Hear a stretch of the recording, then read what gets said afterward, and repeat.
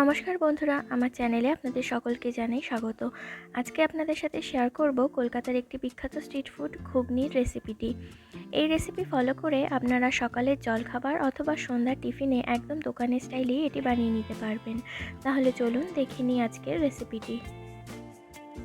ঘুগনি বানানোর জন্য এখানে আমি 500 গ্রাম মটরকে ওভারনাইট ভিজিয়ে রেখেছিলাম।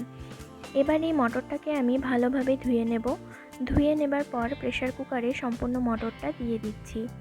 আর তার সাথে দিচ্ছি 1 চামচ হলুদ গুঁড়ো ও পরিমাণ মতো লবণ। মোটামুটি 2.5 থেকে 3 কাপ দিচ্ছি জল।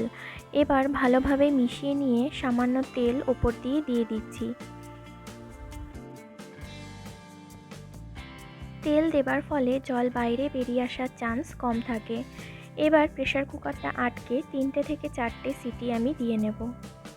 মটরটা সেদ্ধ হবার টাইমে আমি এখানে ঘুগনি স্পেশাল মশলাটা বানিয়ে নেব। তার জন্য একটা প্যানে নিচ্ছি 2টো তেজপাতা, 5টা শুকনো লঙ্কা, 4টে দারচিনি ও 2টো এলাচ। এবার এগুলো সামান্য ভেজে নিয়ে এর মধ্যে দেব 3 চামচ গোটা ধনে ও 2 চামচ মৌরি। এবার আবারও সবগুলো একসাথে ভেজে নেব।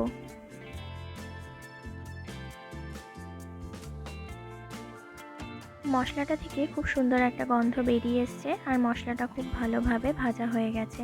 এবার এই মশলাটাকে আমি ভালোভাবে ঠান্ডা করে মিক্সিতে গুঁড়ো করে নেব।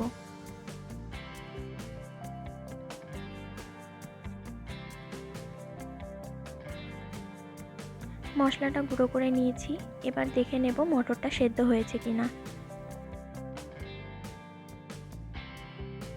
দেখতেই পাচ্ছেন মটরটা একদম ভালোভাবে সেদ্ধ হয়ে গেছে।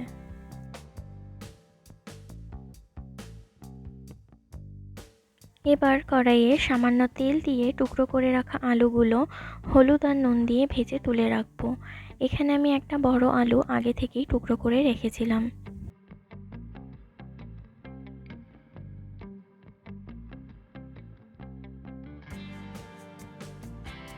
কড়াইয়ে আরও খানিকটা তেল দিয়ে 3টে মিডিয়াম সাইজের কুচনো পেঁয়াজ এর মধ্যে দিয়ে দিচ্ছি। পেঁয়াজটা সামান্য ভাজা হবার পর এর মধ্যে দিচ্ছি 2টো টমেটো আর দিচ্ছি 2 চামচ আদা রসুন বাটা।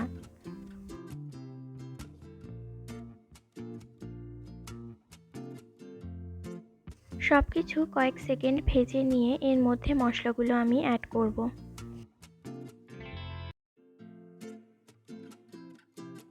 1 চামচ দিচ্ছি হলুদ গুঁড়ো, 2 চামচ কাশ্মীরি লঙ্কা গুঁড়ো, 2 চামচ ধনে গুঁড়ো আর দিয়ে দিচ্ছি পরিমাণ মতো লবণ।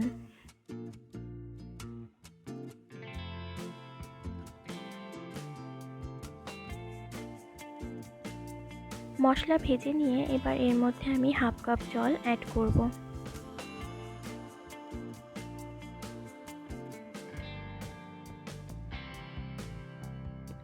তেল ছাড়া না পর্যন্ত মশলাটা এবার ভালোভাবে কষিয়ে নিতে হবে। মশলাটা কষিয়ে নেবার পর এর মধ্যে আমি সেদ্ধ করে নেওয়া মটরটা দিয়ে দিচ্ছি।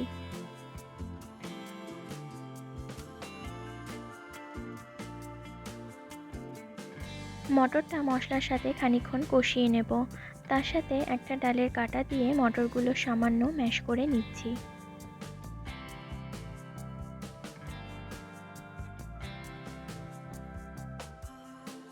এবার এর মধ্যে মটর সেদ্ধ হওয়া জলটা দিয়ে দেব।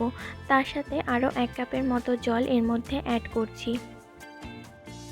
ঘুগনি খুব বেশি পাতলা হয় না, তাই খুব বেশি জল দেবার দরকার নেই। আগে থেকে ভেজে রাখা আলুটাও এবার এর মধ্যে দিয়ে দিচ্ছি।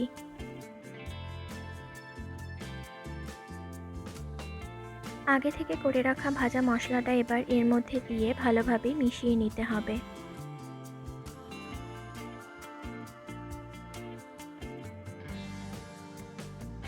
2 মিনিট ফুটিয়ে নামিয়ে নেবার পর গরম গরম লুচি অথবা পাউরুটির সাথে পরিবেশন করুন।